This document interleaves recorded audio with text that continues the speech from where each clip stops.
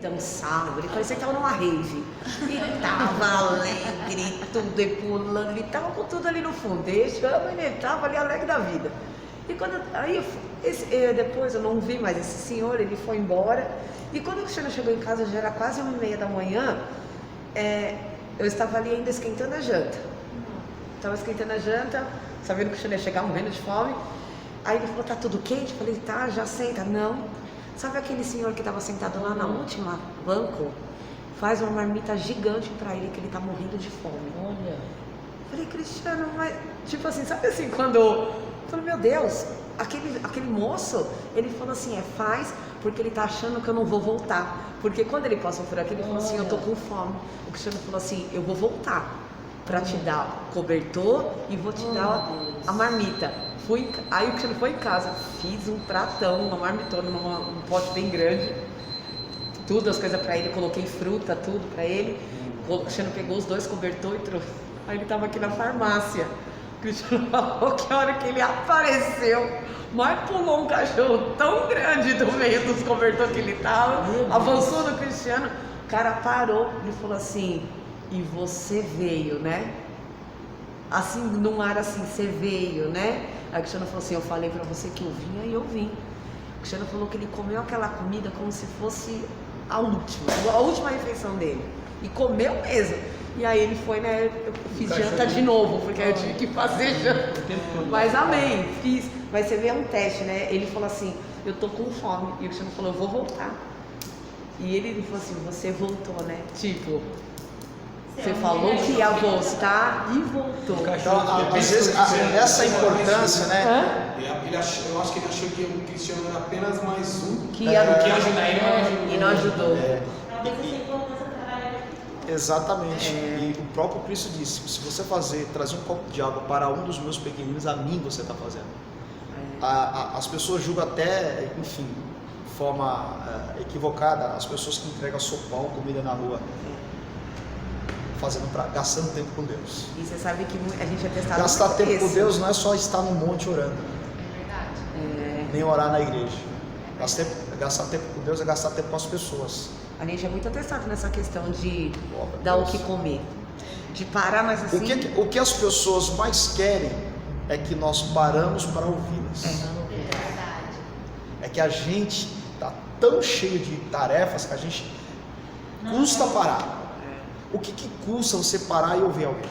Nossa, é verdade. Deixa só a pessoa falar. Eu tenho uma pergunta. Eu tenho uma experiência que eu estava pedindo uma vez, né? Eu estava lá na Castela do Marrom, aí tinha um morador de rua comendo uma marmitinha. E ele falou, moça, tem como você comprar um refrigerante pra mim, né? Porque eu tinha R$5 só no bolso. E sabe quando você vai sem tempo? Sabe quando você vai lá? Eu falei, moça, quanto tá uma dólar? Ele falou, R$4. Eu falei, e a coca? Tá assim. Eu falei, moça, não dá a coca. E eu levei pra ele. Nossa, professor, mas eu vi esse homem chorando tanto. Eu falei, gente, eu nunca vi ninguém chorando tanto assim. Nossa, ele falou, moça, mas não precisava, moça, podia ser até uma água. Eu falei, moça, fique em paz. Nossa, mas ele falou, ele me deu um abraço, eu toda sem graça. O grande problema, Carol, isso é muito bom, é ótimo, só que a gente tem uma linha tênue chamada de falsidade. Tem muitas pessoas que se escondem por trás disso aí. Quer ver um erro? Tá? Não estou dizendo que é errado, tá, gente? Mas o cidadão está lá morrendo de fome, já está numa situação deplorante, o cidadão está com uma marmitinha. E céu. Nossa, eu já vi isso para mim é ridículo. Então, o sacerdote, por que ele é hipócrita? Porque ele deveria exercer o seu ofício. E qual é o seu ofício? Cuidar de pessoas, auxiliar pessoas, e ele desprezou. Pelo mesmo caminho, levita.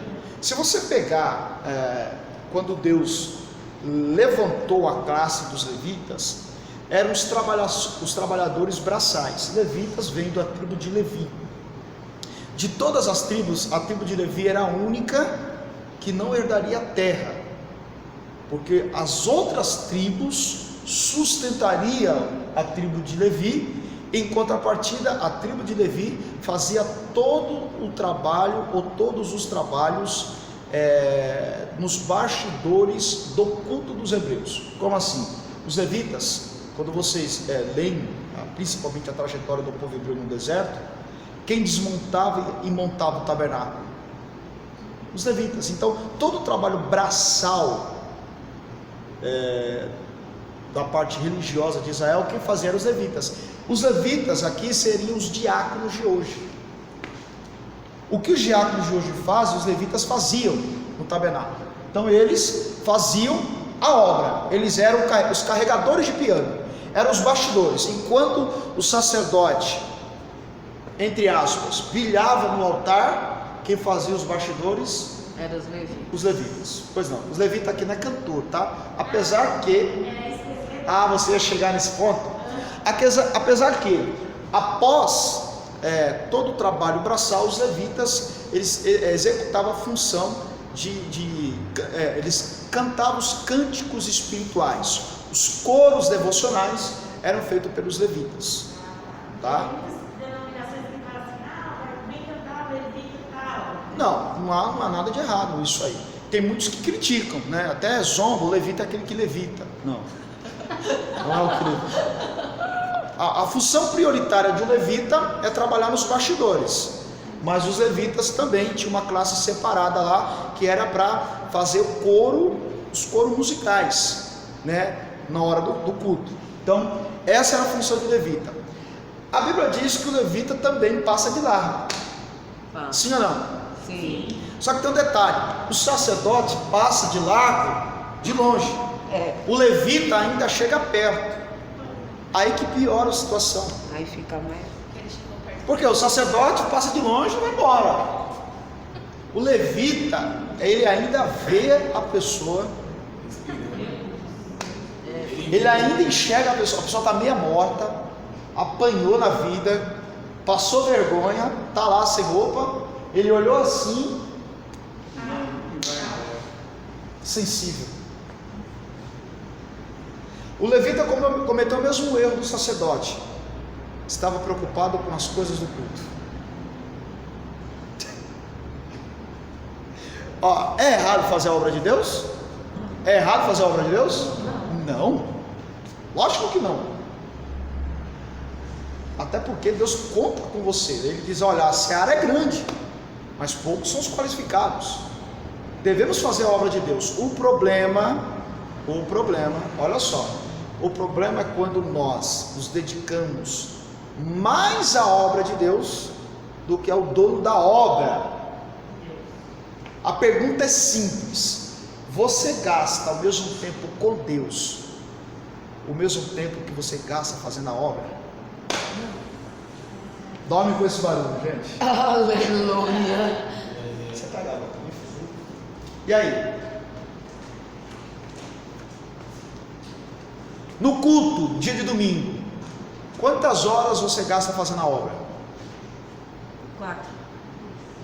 4, né? É mais ou menos aí, né? É o mesmo tempo que gastando com Deus? Não. Porque senão a gente vai cair no mesmo erro. Tem, né? É a mesma coisa. Então a gente tem que tomar cuidado. Os levitas é o seguinte: por que é o insensível? Olha só, o levita, se você olhar para o assunto da matéria, o assunto está tratando do seguinte: a vida devocional do obreiro e a sua vida familiar. Se você pegar o levita, se ele trabalha nos bastidores e ele olha a pessoa caída e não enxerga, esse levita aqui eu poderia classificar aquele tipo de pessoa, aquele tipo de obreiro, aquele tipo de obreira que gosta de cuidar da vida espiritual de todos, mas os caídos perto dele ou perto dela. Aí pergunta: o que adianta? Vamos ser sinceros? O que adianta resolver o problema dos outros? E quem está perto de você, vive com você, mora com você, está caído e a gente passa de lado. Não adianta. Vida devocional. Para corrigir os erros, surge o samaritano, o misericordioso. O samaritano vai fazer aquilo que o hipócrita e o insensível deveria ter feito. O que o samaritano fez? Parou. parou. É bem aquela frase, você não faz, o Senhor levantar outro para fazer.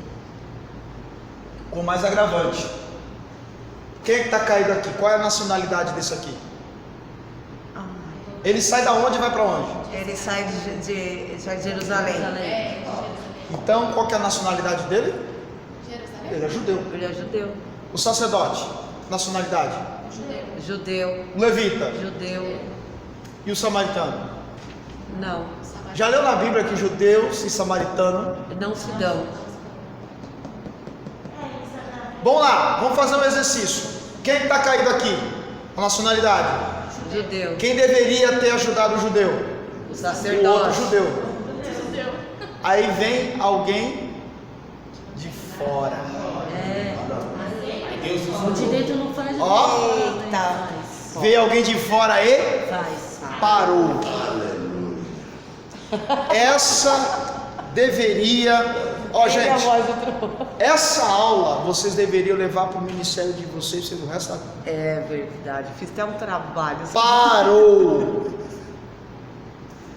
Parou. Fez o quê? Gastou tempo com Caim. De que forma? Aplicou vinho e aplicou azeite e carregou no braço. Aleluia, Jesus. Até porque quem estava caído lá não conseguia ficar em pé, gente. Nessas horas, quem está caído não precisa mais de um dedo indicador dizendo para ele que ele errou. O que essa pessoa caída está precisando é de que alguém venha ou te levar para uma estalagem. E essa palavra é muito forte, né? Movido de íntima compaixão. O outro era religioso. Quem deveria mover-se de íntima compaixão estava preocupado com o culto. Não estou dizendo que é errado ir para o culto, tá, gente? Não vai sair dizendo por aí, ó, o professor estava dizendo aí que é errado vir para o culto. Não é isso que eu estou falando. Eu estou falando de. Exatamente, eu estou falando de religiosidade e devoção. Ele estava atrasado, né? Estava atrasado. Tá. Ô, professor, Acordou tarde. Está fora do nosso alcance. Já aconteceu também comigo de eu estar levando meu filho para creche e assim, uma moça cair na minha frente, mas eu ia fazer o que eu tava com eu tava com uma criança. Não, aí é uma coisa, aí é uma outra coisa. Aí você pede Não, ajuda, aí né? a gente tava descendo, tinha os policiais lá parados dela, tem uma moça caída ali. Não, você fez o que tinha que ser feito. Tem coisas que a gente pode fazer, tem coisas que a gente não pode fazer. A gente não pode fazer além daquilo que a gente pode fazer. Tá? Vamos continuar? Pega aí a matéria, a apostila. Olha só. Primeira coisa que um obreiro deve fazer no seu devocional com Deus: consagrar-se para Deus.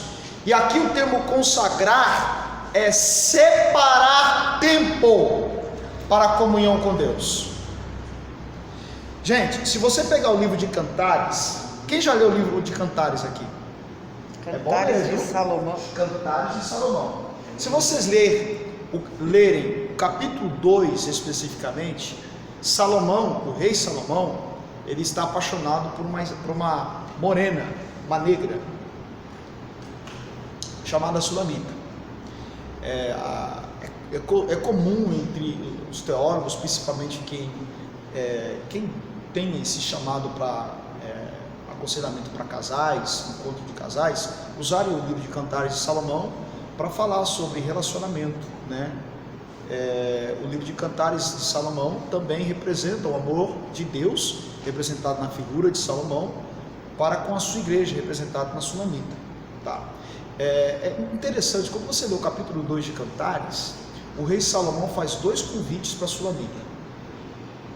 O primeiro convite que ele faz para a Sulamita, o rei para a Sulamita: vem para a minha recâmara, vem para o meu quarto, depois eu te levo para a sala do trono. Entendeu? Não. Eu não entendi, não. Vem para a minha intimidade que eu te exalto Que da sala do depois eu trono. coloco você assim. Mas primeiro. Vem para a minha intimidade. Entendi. Como se fosse com Deus. Isso, exatamente. Deus, ele prioriza a nossa intimidade. Consagrar-se a Deus é gastar tempo com Deus na intimidade, orando, jejuando, visitando, orando pelos enfermos, congregando. Consagrar-se a Deus. Outra coisa, comunicar-se com Deus pela oração. Gente, uma coisa que não pode faltar na vida de um obreiro é oração. E não importa de que forma, tá, gente? Eu tenho um amigo meu pastor que ele falou o seguinte: por favor, tá? É a intimidade dele com Deus. Não estou dizendo que serve para você, mas me chamou a atenção porque ele disse: ó, Sérgio, a maioria das orações que Deus me responde é quando eu estou tomando banho peladão. Ele está lá tomando banho orando com Deus, e Deus ouve. Aí eu te pergunto, é a intimidade dele com Deus. Jesus fica ali do lado da minha pia. Fica na pia comigo. Por isso que tem um monte de louça que eu fico ali e oro. Eu ouvi outro dia que tipo assim, você não é 2 ou 3 ou 5 minutos que você tem que orar, você tem que orar para tantas horas. E eu fiquei com aquilo na minha mente, porque aconteceu comigo, foi coisas comigo que aconteceu, de eu orar 3 minutos de manhã e 3 minutos da tarde dentro do banheiro da 11 horas da tarde e eu fui respondida. Ó, a Bíblia diz assim que não é por muito falar que será ouvido. Eu já ouvi. Também não estou dizendo, oração miúda. tá? Também não estou dizendo que para orar pouco. Sim. Ó, Paulo, quem lembra do Paulo lá no culto do terceiro andar? Olha lá, Atos 20, quando Eutico cai da janela e morre. O culto que Paulo estava começou 6 horas da tarde, à meia-noite Eutico com sono, caiu e morreu. Aí Paulo desce, ora, o menino ressuscita, traz o menino de volta para o culto e vai até de manhã, nas 6 horas da manhã, até 6 horas da manhã, ou seja, 12 horas de culto, 12 horas de oração. E o culto dos judeus era simples, baseada em 3 formas, em 3 aspectos: oração, cânticos e ministração da palavra. Quando eu disse aqui que não há uma forma de orar, bom, tente imaginar você, Elias, em cima do Monte Carmelo, orando assim, Júlio. com a cabeça entre os joelhos. É assim que você ora lá? Tá dormindo, bagulho. Assim como é que é? Olha o sacrifício, filho. Tá vermelho, pastor. Preto e vermelho. Ezequias, quando Isaías disse: olha, põe a tua casa em ordem que você vai morrer, ele estava em cima de uma cama, ele virou do lado e orou, e Deus ouviu e acrescentou 15 anos. Exatamente. O segredo não é apenas o tempo e nem a forma, é a verdade do ser, sinceridade. Como eu disse, esse amigo meu, ele orava pelado no banheiro, tomando banho e orando. Ô pastor, ô professor, eu já ouvi falar que quando a gente vai orar, a gente tem que tomar cuidado da forma que a gente ora. Porque assim, vai, a mulher, isso eu já ouvi falando, tá bom? Falou assim que a mulher pode orar de camisola e short. Eu falei, mas e o povo lá, quando Deus fez Adão e Eva, não Eita, Jeová. Esses são não tem muitos assim. Se você, por exemplo, tem uma igreja bem tradicional ali na Avenida do Estado, para não falar o nome, que é mais ou menos assim, sabe? Tem uma igreja tradicional ali na Avenida do Estado, no centro. Deus é amor. Mais ou menos. Eu não quis falar por causa da ética, mas é mais ou menos assim. Por exemplo, o casal, o noivo, né? O casal vai lá, se casou.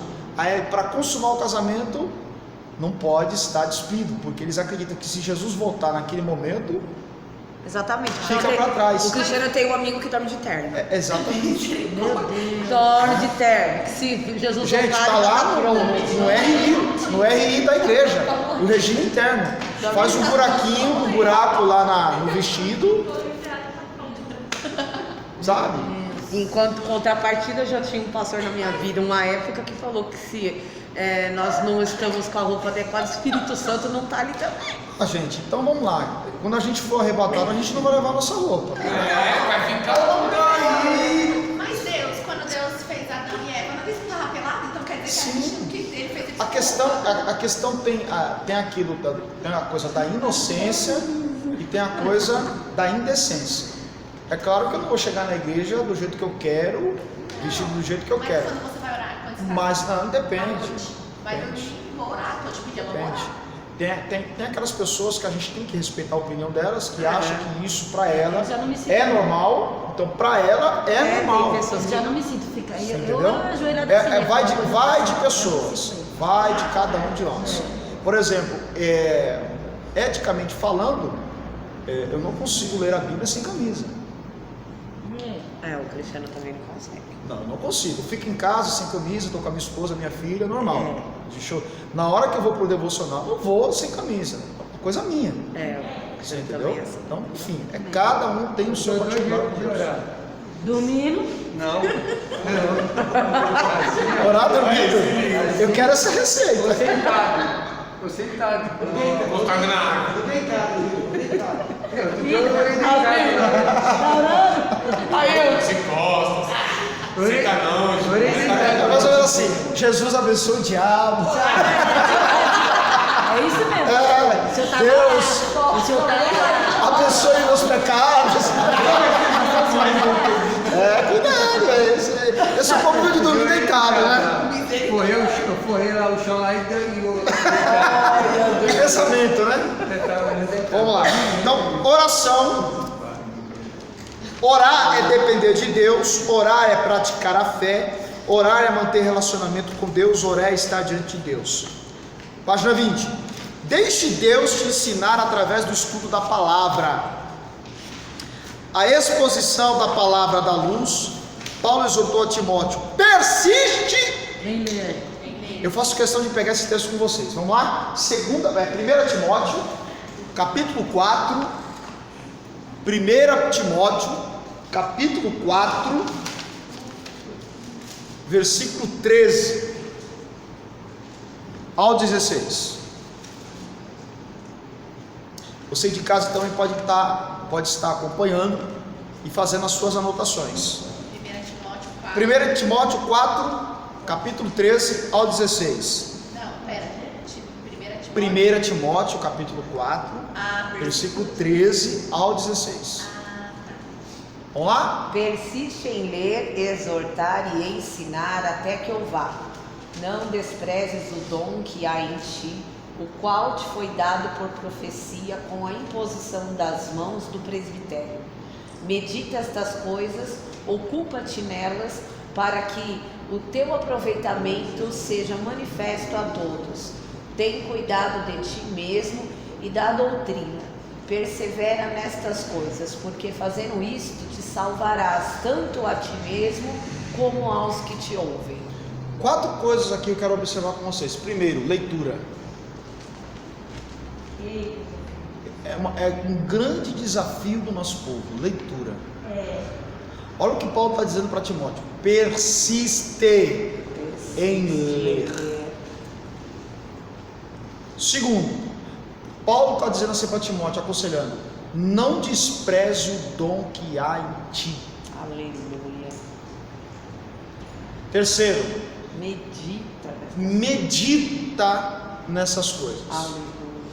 4, cuida de ti mesmo. 4, olha que pregação aqui, professor. Obrigado. Cuide de ti mesmo. Guarde isso. Terceiro, os cristãos bereanos da cidade de Bereia nos deixaram um bom exemplo. Conferiam os ensinos pela palavra. Atos 17, do 10 ao 11. Onde você está, professor? Eu estou na página Na 20. 23. Ponto 3. Os cristãos bereanos nos ensinam, ou nos deixaram bom exemplo. Conferir os ensinos pela palavra. Atos 17, do 10 ao 11. Paulo está visitando uma cidade chamada de Bereia. Olha que coisa interessante. O texto diz que enquanto Paulo estava pregando aos bereanos, conferindo se o que Paulo estava dizendo estava dentro das Escrituras. Eu me assusto, gente, e por outro lado fico feliz. Eu me assusto porque quando eu estou pregando, eu vejo muitas pessoas se emocionando sem pensar naquilo que estão fazendo. Isso me assusta. E por outro lado, eu fico feliz porque muitas pessoas eu vejo enquanto eu estou ministrando, consultando a Bíblia para ver se o que eu estou falando coincide com aquilo. Gente, isso é fantástico. Deveria ser uma prática nossa. Aliás, todos os pregadores, quando forem falar da palavra, citar o texto, o capítulo e o versículo, para que facilite para quem está ouvindo. Eu tenho essa preocupação. 4. Jesus declarou: examinai as Escrituras, porque julgais ter nelas a vida eterna, e são elas que de mim testificam. Examinais. Examinar não é apenas ler. Lembra que eu falei? Até citei Josué 1:9. Eu até disse aqui que a Bíblia, ela não foi feita apenas para ser lida, ela foi feita para ser pensada, examinada. Deus disse para Josué: medita nesta lei de dia e de noite. Eu até usei um exemplo aqui, que é praticamente difícil lermos a Bíblia todos os dias, mas eu posso pensar na Bíblia todos os dias. Pensar. Isso é importante. Bom, outro ponto: humilhar-se através de jejum, disciplinando a carne. O que é o jejum, gente? Basicamente falando, o jejum é eu abrir mão do alimento que vai alimentar a minha carne, para que eu venha alimentar o meu espírito. Eu estou sujeitando o meu corpo a Jesus Cristo. E o jejum, ele é muito importante. Tem gente dizendo por aí, tá, gente, pregador famoso, dizendo que o jejum não tem mais necessidade, basta obedecer a palavra. Sim, e Jesus disse que tem casta de demônios que só sai. Esther, para mudar o decreto do rei, foi jejuar. Josafá, Daniel, Nabucodonosor, o rei lá de Nínive, lembra de Judas? Foi lá pregar para Nínive. O Judas saiu pregando, dizendo: se não se arrepender, vai todo mundo morrer. O rei jejuou, o rei colocou o povo para jejuar, os animais para jejuar, as crianças para jejuar, para alcançar a misericórdia de Deus. Então o arrependimento também vem por meio do jejum, tá? E o jejum aqui independe do tempo. O que importa no jejum não é o tempo, é o propósito. Se você estipular um propósito de Deus: olha, Senhor, vou estar aqui até aqui, o propósito será aceito por Deus. O jejum, mas você tem que falar a hora: Senhor, eu vou começar às 10 e vou terminar às 3. É um propósito, você precisa colocar diante de Deus: Senhor, hoje eu vou abrir mão do meu café da manhã até o meu dia. Ai, Jesus. Aí mais um café. 40 dias, um café. Ou dias. Vou infartar. Eu vou começar Vou infartar. dia tal. 40 dias Sim, não. é um propósito que será 40 dito dias por não. Deus. Né? Pra É o mim, voto, falar café é como se 40 fosse um dias. voto. Jesus, E 40 dias do café. Eclesiastes 5 diz: se você Na madrugada fez um do dia. voto diante do Senhor, corra para cumprir o voto. Eita, ainda bem que o meu acabou. Foi glória. Hoje é o meu propósito de 40 dias. Ó, primeiro, reis e profetas jejuaram. Os apóstolos se dedicaram à prática de jejum. Até Jesus se submeteu a essa prática imprescindível aos homens. Gente, Jesus jejuou. Tente imaginar Deus jejuando para Ele mesmo. Que coisa, não? Né? Coisa maluca, né? 40 dias. 40 dias. Ele precisava jejuar, Lógico que não. mas ele deu exemplo. É verdade. Tem até a questão de dificuldade, né? Um debate. O jejum de 40 dias de Jesus foi completo? Sim ou não? Claro que não. Completo? 40 dias jejuando? 40 dias, 24 horas sem comer e sem beber nada? Exato, mas beber Não. água, ok. Humanamente falando, isso é impossível. O ser humano ele resiste sem alimento no estômago durante 5 dias. Depois ele entra em estado de inanição, um termo técnico. Ele pode até sobreviver sem alimento, bebendo água, até 3 dias. Mas após isso é impossível. Mas muito provavelmente ele pode ter jejuado um período de um dia, todos os dias, os 40 dias, jejuando um período, todos os dias, durante 40 dias. Na tradução fala que ele não jejua tudo sem, não, mesmo na tradução. Existe muito debate sobre isso. Lembrando, Jesus está como homem ali, ele não está usando atributo de Deus. Aliás, o diabo sugere para Jesus usar os poderes de Deus. Só que o Espírito Santo levou Jesus para o deserto, justamente para ele agir como homem e não como Deus. Aqui eu aprendo um grande princípio. Tem horas que Deus quer que a gente haja como homem, Então, não como super crente. Se eu ficar 3 horas sem passar o que eu faço, eu saio, depois eu ficar dentro de casa e não. Olha a revelação aí, pastor. Eu chego do café, Aí não dá, aí é terror. eu quero jejum, então eu saio, tá. Para você mais falar, vou dar uma voltinha. Aí eu Vai sentir o cheiro da comida. Aí quando eu chego, Mas o bom, né, tá aí, eu tenho essa prática comigo. Quem trabalha, né, que sai de manhã para trabalhar, fica até mais fácil fazer esse propósito. Você abre mão do jejum, por exemplo, até meio-dia. É um exemplo, tá, gente? Tem gente que consegue jejuar até 6 horas da tarde, depende de cada organismo. professor, como se entrega o jejum? Sem Na comer. hora que você vai estourar a boca do balão. Não, Ali você... Esses fala- dias eu estava jejuando e assim, porque dizem que o jejum você não pode passar nervoso, você não pode se distrair, né? Você tem que ficar só naquele propósito. E nisso eu fiquei com raiva, eu levantei e falei, Senhor, entrega meu jejum, falei, tomei um copo de água. Foi isso que eu fiz, tá certo? Olha, primeiro, a gente tem que entender que nós estamos numa batalha espiritual no jejum. E aí a gente estamos vulneráveis ao ataque do inimigo. O diabo sabe quando jejuamos. Por quê? Porque a gente faz propósito e ele ouve e sabe dos nossos propósitos. E aí ele vai investir justamente para você quebrar. Qual foi a sugestão do diabo para Jesus no deserto? Está vendo essas pedras? Transforma ela em pães. O que o diabo estava sugerindo para Jesus? Quebre o jejum. E come. Desafio, esse desafio de Deus mesmo. Quebra o jejum. Você entendeu? Quebra a conexão. Quebra a intimidade. Você é Deus, você não precisa disso. E aí, a gente tem que tomar cuidado porque certas coisas vão tentar nos atingir. Então, se você fez o propósito, não deveria ter quebrado. Mesmo ter sido atribulado, ter passado raiva naquele momento, o Senhor entende porque você está num momento de batalha e continuar. E quando isso acontecer, continue o jejum. Mas Não pare. mesmo que já tinha dado horário, eu tinha estipulado o horário. Você tinha estipulado? Isso, já tinha Aí dado tudo horário, bem, sem mas problema nenhum. Eu ia continuar. É. Pode continuar? Não, pode, claro. Você faz o seu propósito, Senhor. Eu fiz esse propósito até aqui, mas eu quero continuar. E continue. Né? E Deus ele vai receber. Não é o tempo, é o propósito. Entendi. Mas na hora que eu entreguei, Deus recebeu, Deus da mesma Tem muita gente que tem dificuldade, né? Quando que eu começo a jejuar? Gente, tem alguns falam, ó, 3 horas após a refeição.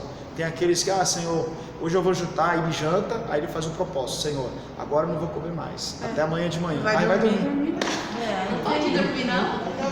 Não, mas na hora de dormir você não está comendo, não está comendo. Esse propósito aí, ele não foi junto. Esse aí não foi junto. Né? Quando passa um jejum, O que importa é, vai dormir, aí Senhor, de manhã, Senhor, aí entrega o jejum, aí toma um café da manhã. Eu já tô na igreja, começando meia-noite, aí vai começa meia-noite, aí você acorda no outro dia cedo e continua o jejum, entendeu? Você dormiu, de manhã Sim, cedo você vai é continuar. um propósito que pode ser válido. Da meia-noite ao meio-dia. eu quando faço um jejum do Não, da Espírito, meia-noite até as 10 horas. aí eu falo com o Espírito Santo, ele me lembra na hora de entregar. É sempre bom na hora do término do jejum entregar, né? Fazer o propósito de entrega do jejum. Para nós encerrarmos, a partir da semana que vem nós vamos falar da vida familiar do diácono. nós vamos falar de casamento, marido, mulher, filhos. Eu espero que você não falte. Vou vir presencial e eu vou assistir em Tá. casa.